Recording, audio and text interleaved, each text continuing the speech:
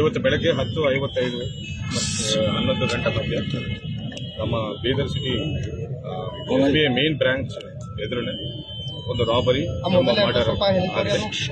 ಇಬ್ಬರು ಆರೋಪಿಗಳು ಬೈಕ್ ಮೇಲೆ ಬಂದು ಇಲ್ಲಿ ATM ವ್ಯಾನ್ಗೆ ದುಡ್ಡು ತುಂಬುತ್ತಾ ಇರುವಾಗ ಅವ್ರ ಮೇಲೆ ದಾಳಿ ಮಾಡಿ ಫೈರಿಂಗ್ ಓಪನ್ ಮಾಡಿ ಒಬ್ಬರನ್ನ ಕೊಲೆ ಮಾಡಿರ್ತಾರೆ, ಇನ್ನೊಬ್ಬರನ್ನ ಗಾಯಗೊಂಡಿರ್ತಾರೆ.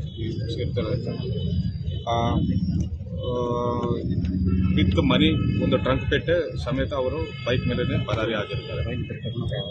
ತನಿಖೆ ಮುಂದುವರಿತಾ ಇದೆ.